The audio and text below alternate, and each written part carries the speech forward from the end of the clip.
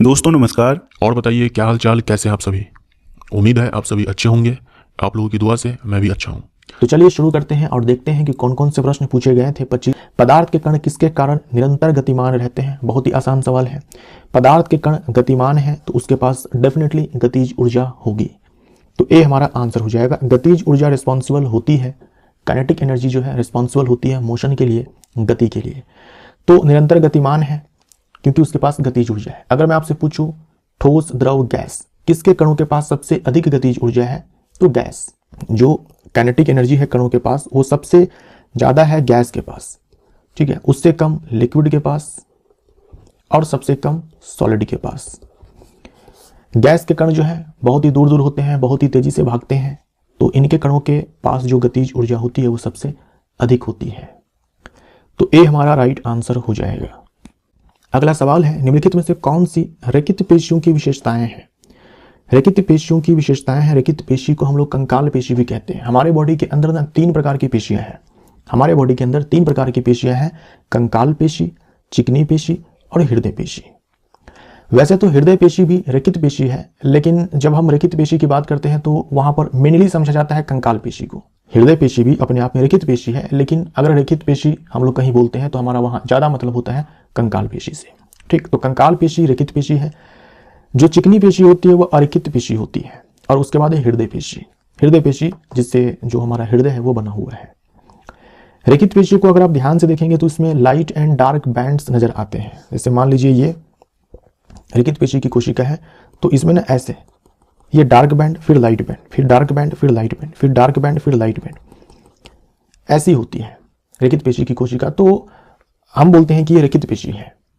यहाँ देखो आप, कार्डियक मसल है, इसमें भी लाइट एंड डार्क बैंड्स आपको नजर आ रहे हैं। ये कंकाल पेशी है, इसमें भी लाइट एंड डार्क बैंड्स आपको नजर आ रहे हैं।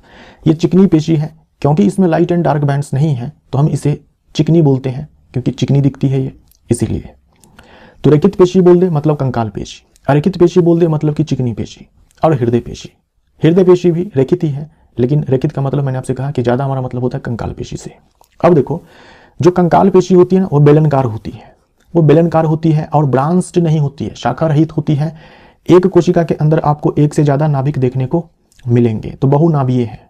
और साथ में ये ऐच्छिक है। ऐच्छिक मतलब हम अपनी इच्छा अनुसार इसमें गति करा सकते हैं। जैसे हम अपने हाथ पैर को मोड़ते हैं, हम चल पाते हैं, गर्दन हिला पाते हैं, मसल के कारण, पेशी के कारण। कौन सी पेशी के कारण? कंकाल पेशी के कारण। उसके बाद है चिकनी पेशी। चिकनी पेशी देखो ये शेप है, तर्क रूपी है, तर्क रूपी जो है इसकी आकृति है। ये भी शाखा रहित है, ये भी अनब्रांच्ड है। मैंने आई थिंक यहां पर ब्रांच्ड बोल दिया, ध्यान रखना, ये अनब्रांच्ड है ना, शाखा रहित है। कंकाल पेशी और चिकनी पेशी भी। इसके एक कोशिका में एक ही नाभिक आपको देखने को मिलेगा, तो ये एक केंद्रीय है। ये अनैच्छिक है। पूरा का पूरा आहार नाल जो है हमारा वो चिकनी पेशी से ही बना हुआ है, तो इसमें हम अपनी इच्छा अनुसार गति नहीं करा सकते हैं। उसके बाद हृदय पेशी। हृदय पेशी भी अनैच्छिक है। हृदय अपना काम करता है भाई, हमारे कंट्रोल में हृदय की पेशी नहीं है। बेलनकार है ये, यहाँ पर आप देख सकते हो। लेकिन ये देखो ब्रांच्ड है, ये शाखित है, इसमें आपको ब्रांचेस आपको देखने को मिल रहे हैं। इसके एक कोशिका में एक नाभिक है, अनैच्छिक है। तो ये सारी बातें जो है बहुत ही ज्यादा महत्वपूर्ण है। एग्जाम में खूब सारे प्रश्न पूछे जाते हैं और आगे भी आने वाले एग्जाम में पूछे जाएंगे, तो अच्छे से ध्यान में रखिएगा। रेखित पेशी के बारे में बोला गया है, तो रेखित पेशी, कंकाल पेशी बेलनकार है भाई, बेलनकार है, शाखा रहित है यानी कि अशाखित है, और बहुनाभीय है, बहुकेंद्रीय है। सी हमारा राइट आंसर हो जाएगा। उत्तल दर्पण से प्रकाश के परावर्तन के मामले में जब प्रकाश की एक समांतर किरण परावर्तक सतह से आपतित होती है तो परावर्तित प्रकाश डैश प्रतीत होता है। दर्पण कौन सा है? उत्तल है। तो उससे उत्तल, उससे उठल। उत्तल दर्पण के केस में जो परावर्तक सतह होती है यानी कि ये बाहर की तरफ उभरी होती है, उठी होती है। अब यहां पर बोला गया है कि जो प्रकाश की किरण है वो पैरेलल जो है इस पर आकर के गिरती है, तो हम क्या करते हैं, ऐसे मुख्य अक्ष बना लेते हैं, ये हमारा पोल होता है, ठीक। अब प्रकाश की किरण जो है वो ऐसे आपतित होती है, प्रकाश की किरण जो है ऐसे आपतित होती है, समानांतर ऐसे आपतित होती है, तो ये टकराकर ना ऐसे जाती है, यानी कि प्रकाश किरण जो ऐसे परावर्तित होती है। अगर हम इसको पीछे ऐसे खींचे तो मुख्य अक्ष के जिस बिंदु पर ये जाकर के पीछे खींचने पर मिलती है प्रकाश किरण, वो मुख्य फोकस होता है। तो ऐसा प्रतीत होता है कि जो प्रकाश की किरण है वो मुख्य फोकस से होकर के आ रही है, मुख्य फोकस से निकल रही है। मुख्य फोकस से क्या हो रही है कि अपसरित हो रही है ना, यानी कि एक पॉइंट से निकलना, एक पॉइंट पर जाकर के मिलना वो अपसरित होता है, एक पॉइंट से निकलना अपसरित होता है। तो मुख्य फोकस से अपसरित होती हुई प्रतीत होती है प्रकाश की किरण। तो बी हमारा राइट आंसर हो जाएगा, मुख्य फोकस से अपसरित, बी हमारा राइट आंसर। अच्छा, मुख्य फोकस पर अभिसरित, ये जो है अवतल दर्पण के लिए सही हो जाता, अवतल दर्पण के लिए ये सही हो जाता। अवतल दर्पण के केस में जब समानांतर प्रकाश किरण आपतित होती है तो दर्पण से परावर्तन के बाद मुख्य फोकस पर अभिसरित होती है। तो अवतल दर्पण के केस में हम ये बोलते हैं, क्योंकि ये उत्तल दर्पण है तो मुख्य फोकस से अपसरित होती हुई प्रतीत होती है, बी हमारा राइट आंसर। मस्तिष्क से निकलने वाली कपाल तंत्रिकाएं तथा मेरुरज्जु से निकलने वाली मेरु तंत्रिकाएं मिलकर किसका निर्माण करती है? मस्तिष्क से जो तंत्रिकाएं निकलती है उससे हम लोग क्रेनियल नर्व्स बोलते हैं, कपाल तंत्रिकाएं बोलते हैं। ये 12 जोड़ी होती है, ये 12 जोड़ी होती है। और जो स्पाइनल कॉर्ड है, मेरुरज्जु है, वहां से जो तंत्रिकाएं निकलती है उससे हम लोग मेरु तंत्रिकाएं बोलते हैं, स्पाइनल नर्व्स बोलते हैं। ये 31 जोड़ियां होती है, 31 जोड़ियां होती हैं। तो ये जो 12 जोड़ी कपाल तंत्रिकाएं होती हैं, 31 जोड़ी मेरु तंत्रिकाएं होती हैं, वो मिलकर किसका निर्माण करती है, ये आपसे सवाल में पूछा गया है। तो हमारे बॉडी के अंदर जो तंत्रिका तंत्र है,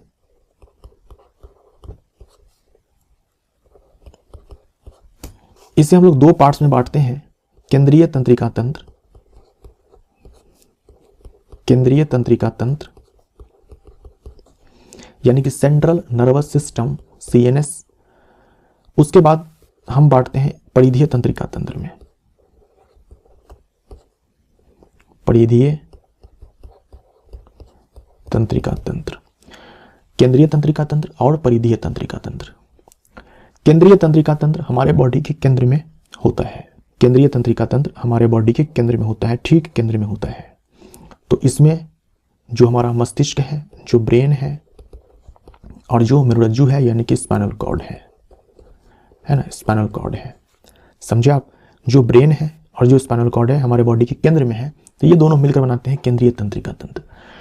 इसी मस्तिष्क से जो है 12 जोड़ी जो है कपाल तंत्रिकाएं निकलती है और इसी मेरुरज्जु से जो है 31 जोड़ी जो है मेरु तंत्रिकाएं निकलती है। ये जो तंत्रिकाएं होती है मिलकर बनाती है परिधीय तंत्रिका तंत्र, ठीक। तो हमारा आंसर ए हो जाएगा। और ये जो स्वायत्त तंत्रिका तंत्र है ये परिधीय तंत्रिका तंत्र का ही एक टाइप है, ठीक। हमारा आंसर यहाँ पर परिधीय तंत्रिका तंत्र हो जाएगा। मतलब हमारे जो हमारा केंद्रीय तंत्रिका तंत्र है उसके पेरीफेरी में ये परिधीय तंत्रिका तंत्र होता है, पेरीफेरल नर्वस सिस्टम हम बोलते हैं इंग्लिश में, राइट। तो ए हमारा राइट आंसर हो जाएगा। और अंतःस्रावी तंत्र के अंदर जो हमारी अंतःस्रावी ग्रंथियां हैं वो सारी आती हैं। किसी वस्तु द्वारा इसकी स्थिति या विन्यास में परिवर्तन के कारण प्राप्त ऊर्जा को डैश कहते हैं। किसी वस्तु की अगर हम स्थिति में परिवर्तन करते हैं या फिर उसके विन्यास में परिवर्तन करते हैं तो उसके कारण जो ऊर्जा प्राप्त होती है उसे हम लोग कौन सी ऊर्जा कहते हैं? उसे हम लोग स्थितिज ऊर्जा कहते हैं। भाई गति के कारण गतिज ऊर्जा होती है, लेकिन स्थिति या फिर विन्यास में परिवर्तन के कारण जो है स्थितिज ऊर्जा जो है प्राप्त होती है। जैसे आप स्प्रिंग को खींचते हैं या दबाते हैं तो आपने क्या किया? कॉन्फ़िगरेशन में चेंज कर दिया, विन्यास में चेंज कर दिया। स्प्रिंग है, आपने उसको दबा दिया या फिर आपने उसको खींच दिया तो आपने उसके विन्यास में चेंज कर दिया। तो दबाने से या फिर खींचने से उसमें जो है स्थितिज ऊर्जा संचित हो जाती है, ठीक। किसी वस्तु को आप जमीन से किसी हाइट पर लेकर के जाते हैं तो हम बोलते हैं कि उसमें स्थितिज ऊर्जा जो है संचित हो गई है। तो खींची हुई धनुष की डोरी में संचित ऊर्जा स्थितिज ऊर्जा है। संपीड़ित या खींचा हुआ स्प्रिंग में संचित ऊर्जा स्थितिज ऊर्जा है। रबर बैंड को खींचने के बाद उसमें संग्रहित ऊर्जा स्थितिज ऊर्जा है। किसी ऊंचाई पर रखी हुई वस्तु है ना, जैसे टेबल पर रखी पुस्तक है या फिर पहाड़ी पर खड़ा पत्थर में संचित ऊर्जा, पानी का बांध में संग्रहित से संचित ऊर्जा, तो स्थितिज ऊर्जा के ये सारे उदाहरण हैं। एटीपी का उत्पादन किस कोशिकांग में होता है? एटीपी का फुल फॉर्म होता है adenosine triphosphate, adenosine triphosphate, adenosine triphosphate. इसे कहा जाता है एनर्जी करेंसी,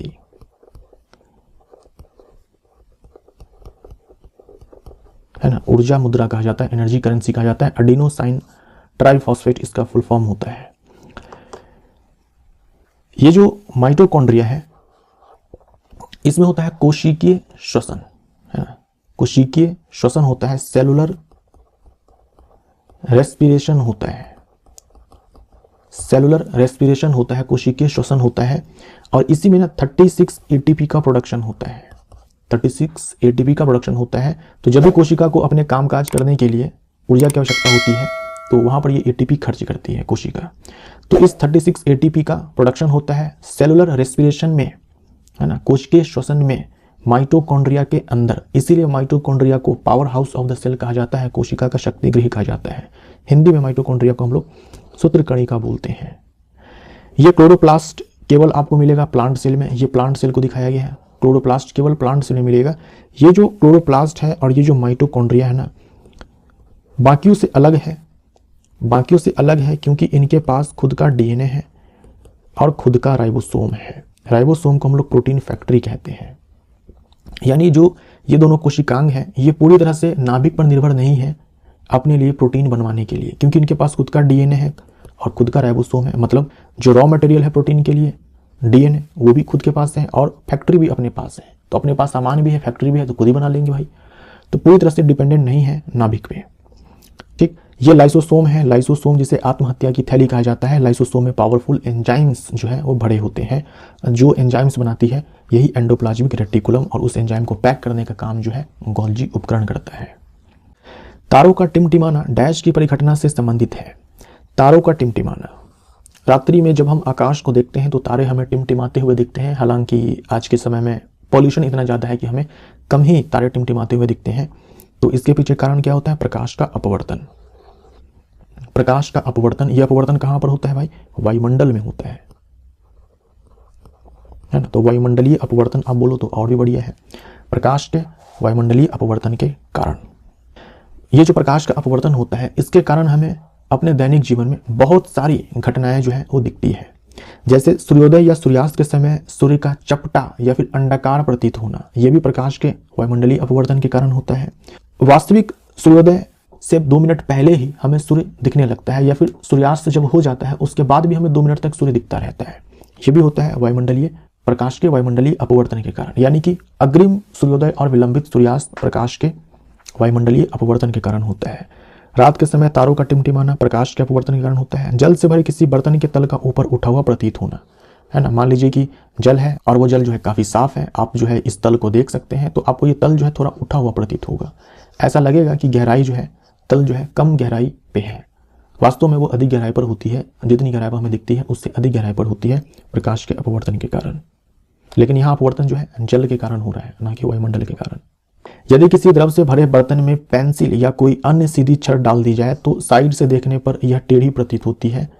ठीक, अगर मान लीजिए इसमें जल है, इसमें अगर आप ऐसे थोड़ा तिरछा करके पेंसिल डालते हैं या फिर कोई छड़ी डालते हैं तो आपको ये थोड़ी सी जो है यहाँ पर टेढ़ी प्रतीत होती है। ऐसे दिखनी चाहिए ऐसे, बट हमें थोड़ी सी टेढ़ी प्रतीत होती है प्रकाश के अपवर्तन के कारण। यदि किसी जल से भरे बर्तन में कोई सिक्का डाल दिया जाए फिर किसी जलाशय में जल के अंदर पड़ी हुई मछली, दोनों ही अपने वास्तविक गहराई से कम प्रतीत होती है। सिक्का अगर आप डालेंगे तो हम लोगों ने भी देखा भाई तल ही जो है वो थोड़ा सा उठा हुआ प्रतीत होता है, तो सिक्का भी आपको जो है थोड़ा सा उठा हुआ प्रतीत होगा। अगर मछली भी है जल में तो मछली जिस गहराई पर है उससे मछली जो है थोड़ी सी आपको कम गहराई पर प्रतीत होगी। ये भी प्रकाश के अपवर्तन के कारण।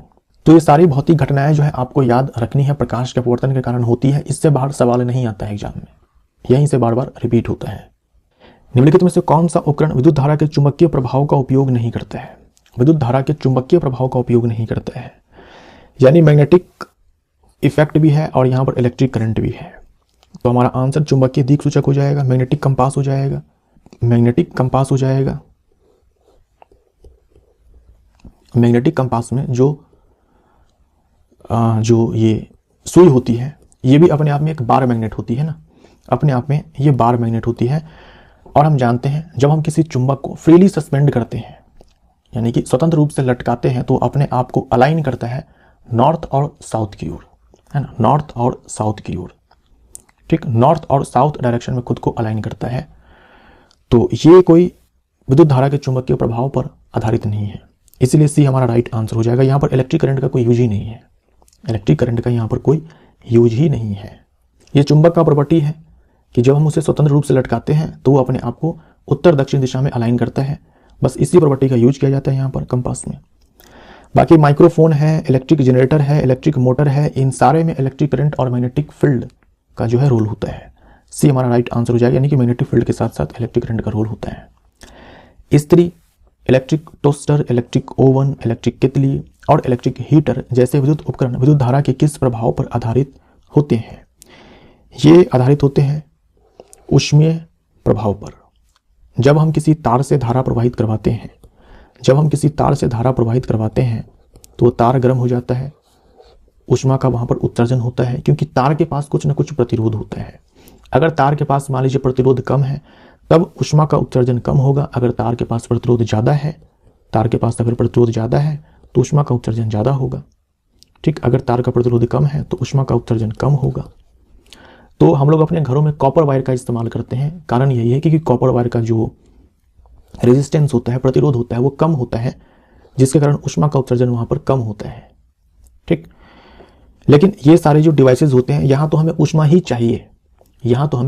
चाहिए, तो इन सारे डिवाइसेस को बनाने में वैसे तार का इस्तेमाल किया जाता है जिसका रेजिस्टेंस हाई होता है, ताकि हीट जो है वहां पर ज़्यादा से ज़्यादा प्रोड्यूस हो।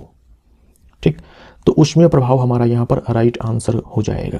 तो विद्युत धारा का चुंबकीय प्रभाव भी होता है, ऊष्मीय प्रभाव भी होता है। 2.5 मीटर पर सेकेंड स्क्वायर पर 10 किलोग्राम द्रव्यमान को त्वरित करने के लिए आवश्यक बल की मात्रा डैश है। आपके पास त्वरण दिया गया है 2.5 मीटर पर सेकेंड स्क्वायर। 2.5 मीटर पर सेकेंड स्क्वायर आपको जो है मास दिया गया है, द्रव्यमान दिया गया है 10 किलोग्राम। जो त्वरण है एसआई मात्रक में है, द्रव्यमान भी एसआई मात्रक में है, तो बल बराबर हमारा ये फॉर्मूला होता है जो कि आपको याद होना ही चाहिए। द्रव्यमान है 10 किलोग्राम, त्वरण है 2.5 मीटर पर सेकेंड स्क्वायर। सॉल्व करेंगे इसको तो 25 न्यूटन आएगा। न्यूटन एसआई मात्रक है बल का। ठीक है, न्यूटन भी बोल सकते हो एसआई मात्रक, या फिर आप बोल सकते हो किलोग्राम मीटर पर सेकेंड स्क्वायर, ये भी आप बोल सकते हो। 25 न्यूटन हमारा सही आंसर हो जाएगा। यौगिक की एक ऐसी श्रृंखला जिसमें कार्बन श्रृंखला में स्थित हाइड्रोजन को एक ही प्रकार का प्रक्रियात्मक समूह प्रतिस्थापित करता है, उसे डैश कहते हैं। जैसे मैं यहाँ पर अल्कोहल फैमिली को उठाता हूँ, अल्कोहल समझाती श्रेणी को हम लोग यहाँ पर लिखते हैं, तो जो पहला मेंबर है इसका वो है मेथनॉल, जो दूसरा मेंबर है वो है एथेनॉल, जो तीसरा मेंबर है वो है प्रोपेनॉल, जो चौथा मेंबर है वो है ब्यूटेनॉल। ऐसे आप आगे और भी बढ़ सकते हैं। तो यहां पर आप देखो, इस श्रृंखला में जो भी सदस्य है उसमें हाइड्रोजन को प्रतिस्थापित करने वाला जो ग्रुप है वो है OH। जैसे पहले ये मीथेन एल्केन था, 4 हाइड्रोजन है ना, यहाँ से एक हाइड्रोजन हटाया गया है, एक हाइड्रोजन जो है यहाँ से हटाया गया है और उसके स्थान पर OH जोड़ा गया है।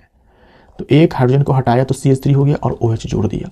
ऐसे ही सब में हुआ है, हाइड्रोजन को प्रतिस्थापित किया है, सब्स्टिट्यूट किया है, एक ग्रुप, एक फंक्शनल ग्रुप। फंक्शनल इसलिए बोलते हैं क्योंकि अब इस पूरे यौगिक का जो केमिकल प्रॉपर्टी है वो डिसाइड होगा इस ग्रुप से, इसलिए फंक्शन ग्रुप से, यानी पूरा यौगिक अब इसके हिसाब से काम करने वाला है। पहले अगर मीथेन था तो भाई इसका अपना एक प्रॉपर्टी था, केमिकल प्रॉपर्टी, रासायनिक गुण। जैसे ही OH आकर के जुड़ गया ना, अब ये OH डिसाइड करेगा इसके प्रॉपर्टी को, इसलिए फंक्शनल ग्रुप हम लोग इसको बोलते हैं। तो यहाँ पर फंक्शनल ग्रुप OH है, प्रक्रियात्मक समूह जो है वो अल्कोहल है, और इससे हम लोग बोलते हैं समजातीय श्रेणी। समजातीय श्रेणी, ये हमारा राइट आंसर हो जाएगा। अगर आप समजातीय श्रेणी को देखेंगे तो लगातार दो सदस्यों के बीच CH2 का अंतर आपको मिलेगा। जैसे इस दोनों को उठाओ तो भाई CH2 का अंतर है, इस दोनों को उठाओ तो भाई CH2 का अंतर है, इस दोनों को उठाओ तो CH2 का अंतर है, यानी कि एक कार्बन और 2 हाइड्रोजन का अंतर है। अगर हम द्रव्यमान की बात करते हैं तो 14 का अंतर है। द्रव्यमान की बात करते हैं तो 14 का अंतर है। समजातीय श्रेणी में जैसे जैसे हम लोग ऊपर से नीचे आते हैं, या फिर बोल दो जैसे जैसे द्रव्यमान बढ़ता है, बॉइलिंग पॉइंट बढ़ता है, मेल्टिंग पॉइंट बढ़ता है। समजातीय श्रेणी में जैसे जैसे हम लोग ऊपर से नीचे आते हैं, यानी कि जो मॉलिक्यूलर मास है जैसे जैसे बढ़ता है, वैसे वैसे जो है बॉइलिंग पॉइंट और मेल्टिंग पॉइंट भी बढ़ता है। तो ए हमारा राइट आंसर हो जाएगा। ठीक है, ए हमारा राइट आंसर हो जाएगा। अगर मैं आपसे पूछूं ये यौगिक कौन सा है, CH3 CH2 CH2 CH3, ये यौगिक कौन सा है? तो ये जो यौगिक है ये है नॉर्मल ब्यूटेन। यह नॉर्मल ब्यूटेन। अगर मैं आपसे पूछूं ये यौगिक कौन सा है भाई,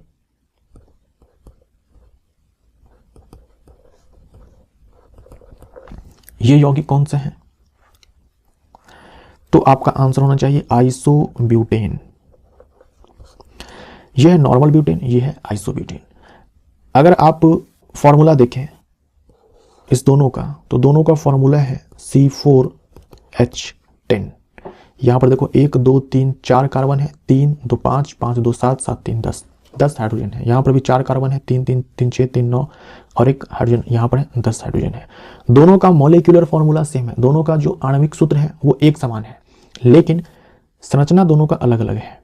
दोनों की जो संरचना है वो अलग अलग है। यहां पर देखो ये ब्रांच्ड है, ये ऐसे लीनियर है। इसे बोलते हैं नॉर्मल ब्यूटेन, इसे बोलते हैं आइसोब्यूटेन। तो ये दोनों कहे जाएंगे आइसोमर्स। ये दोनों क्या कहे जाएंगे, आइसोमर्स कहे जाएंगे। और इस घटना को हम लोग बोलते हैं आइसोमेरिज्म।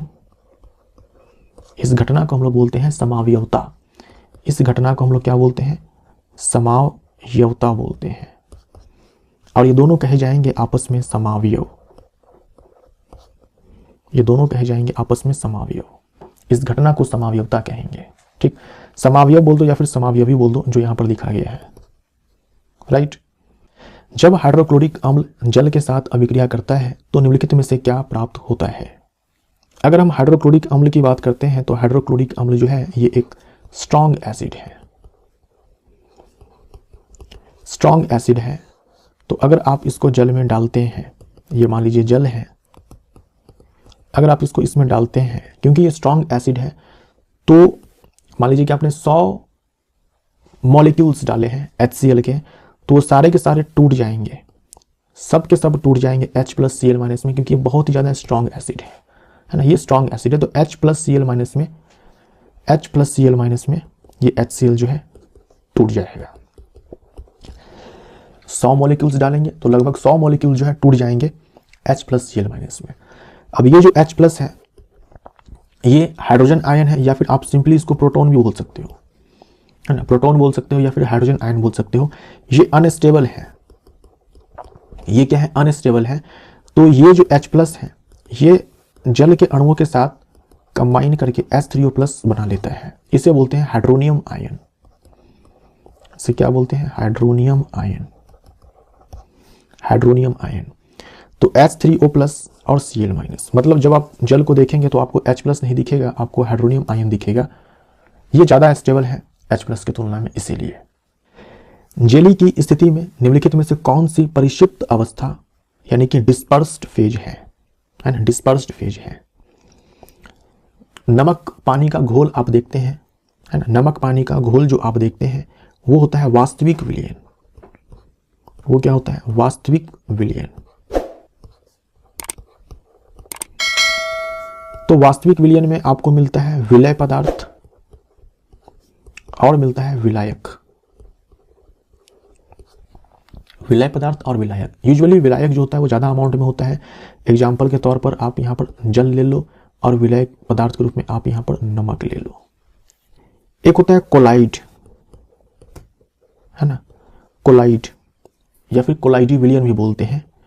इसमें ना विलय के स्थान पर होता है परिक्षिप्त अवस्था या फिर परिक्षिप्त प्रवस्था, है ना, परिक्षिप्त अवस्था या फिर परिक्षिप्त प्रवस्था। अवस्था की जगह आप प्रवस्था भी बोल सकते हो, बात एक ही है। तो परिक्षिप्त प्रवस्था। और जैसे वास्तविक विलयन में ये विलायक होता है, वैसे ही इसमें परिक्षेपण माध्यम होता है। परिक्षेपण माध्यम होता है, यानी डिस्पर्स्ड फेज। ठीक है, डिस्पर्स्ड फेज और डिस्पर्शन मीडियम। और इस कोलाइड के कई सारे टाइप्स होते हैं। इस कोलाइड के कई सारे टाइप्स होते हैं, जैसे आपने सुना होगा इमल्शन। इमल्शन, दूध इमल्शन का एग्जांपल है। जैसे कि खून, खून जो है सॉल का एग्जांपल है ना।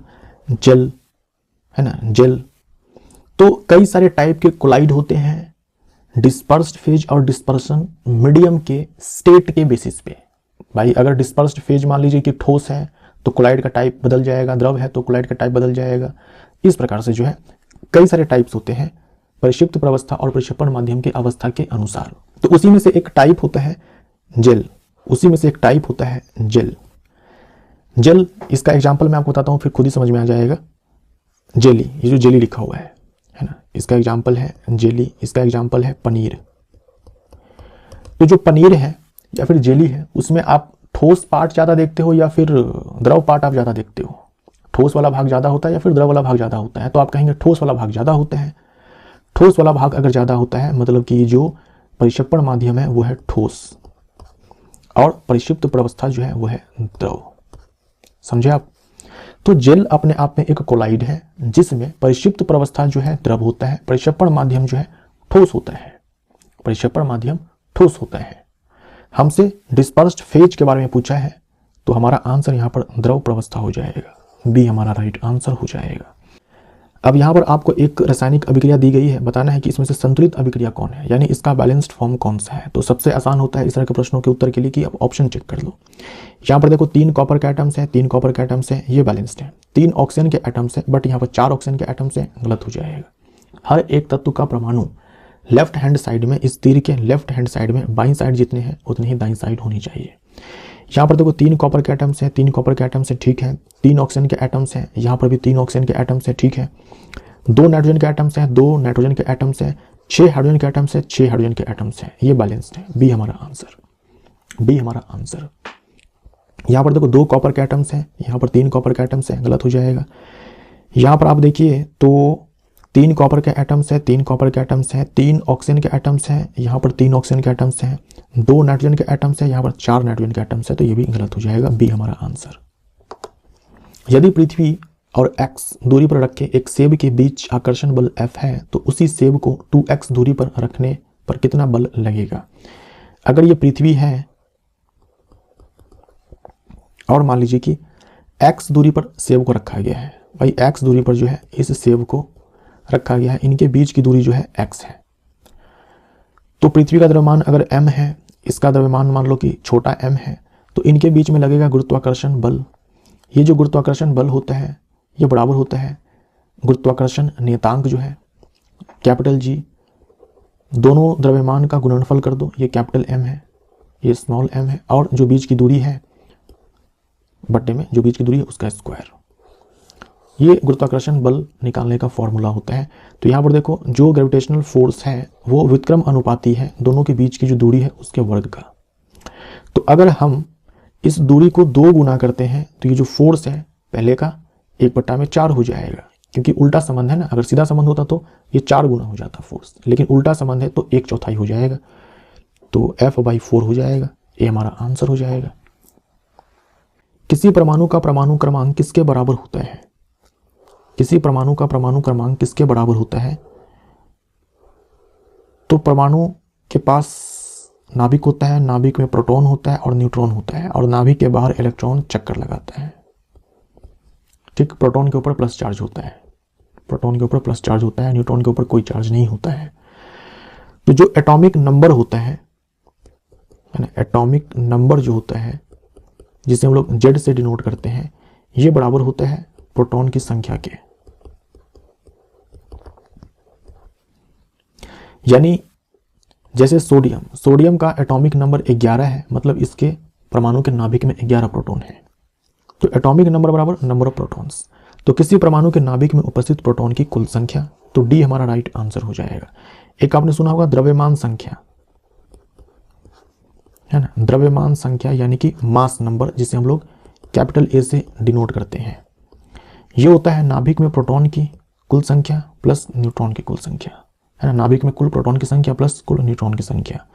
अब क्योंकि जो प्रोटॉन की संख्या है वो परमाणु संख्या के बराबर ही होती है, तो आप चाहो तो आप यहाँ पर ऐसे लिख सकते हो, परमाणु क्रमांक प्लस न्यूट्रॉन की संख्या। तो ये भी आपको ध्यान में रखना है, द्रव्यमान संख्या।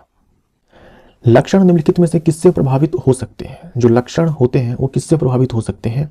मतलब जो बच्चे होते हैं या फिर जो आपके बच्चे होंगे, उनके लक्षण जो है कहाँ से आएंगे? वो आपसे आएंगे। यानी बच्चों में लक्षण जो है उसके माता पिता से आते हैं। तो यहाँ पर हो जाएगा पैतृक डीएनए, यानी पिता का डीएनए और माता का डीएनए।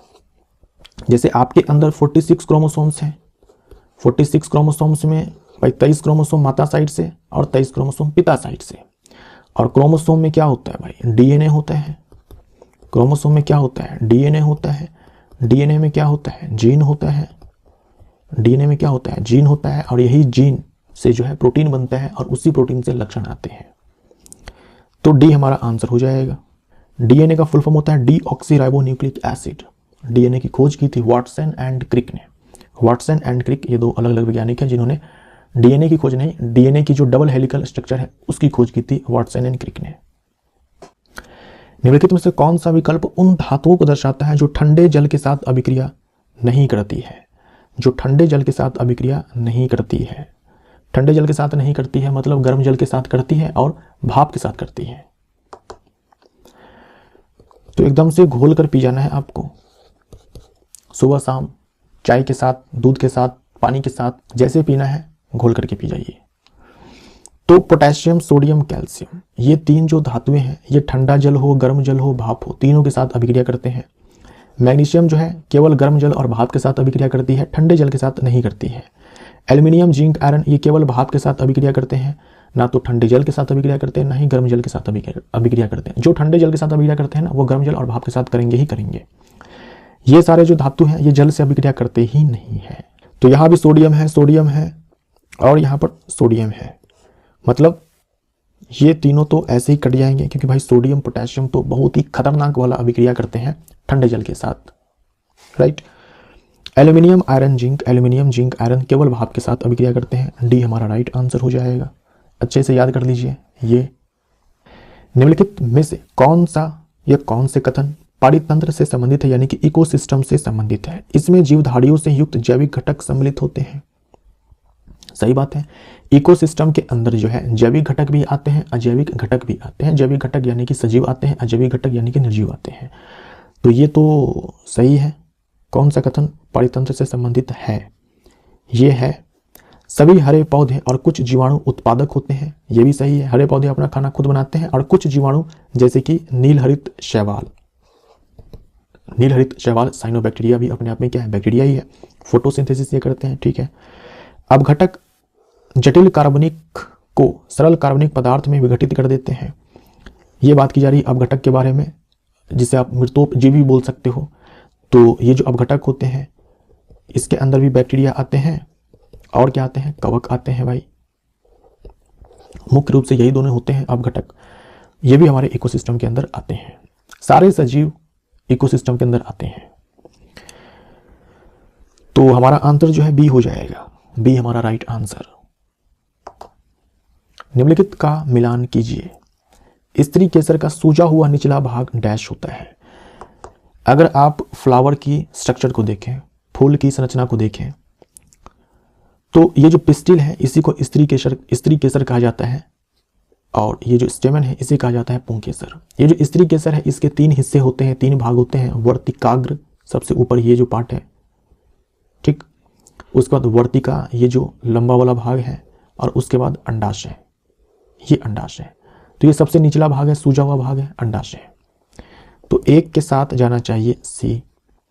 इस अंडाशय के अंदर बीजांड होता है जो निषेचन के बाद बीज बन जाता है और अंडाशय निषेचन के बाद फल बन जाता है। ये स्टेमन है, पुंकेसर है। पुंकेसर का भी दो पार्ट होता है, एंथर और फिलामेंट। परागकोश और तंतु परागकोश में परागकण का निर्माण होता है और यही परागकण जो है इस वर्तिकाग्र पर जाकर के लैंड करता है, तो इसे हम लोग परागण बोलते हैं। स्त्री केसर का मध्य लंबा भाग, ये इसकी बात की जा रही है, ये क्या है? स्टाइल यानी कि वर्तिका। तो दो के साथ जाएगा कौन? डी। स्त्री केसर का शीर्ष भाग, इसकी बात की जा रही है, यह है स्टिग्मा यानी कि वर्तिका। तो तीन के साथ जाएगा भाई ए। और अंडाशय में बीजांड होता है, ओव्यूल होता है ना। ये जो ओव्यूल है ये सीड बन जाता है निषेचन के बाद, और ये जो ओवरी है ये फ्रूट बन जाता है निषेचन के बाद। तो चार के साथ जाएगा भाई कौन? बी। तो एक के साथ सी, यहाँ पर बी दिया हुआ है काट दो, एक के साथ सी सही है, ए दिया हुआ है काट दो। तो सी और डी, दो के साथ देख लो डी जाना चाहिए, दो के साथ डी जो है डी में गया हुआ है तो ये भी कट जाएगा, डी हमारा आंसर। इस तरह के जो प्रश्न होते हैं बहुत ही आसान होते हैं, मज़ा भी आता है बनाने में। तो यहाँ पर ये वीडियो समाप्त। मिलते हैं अगले वीडियो में। Thank you so much.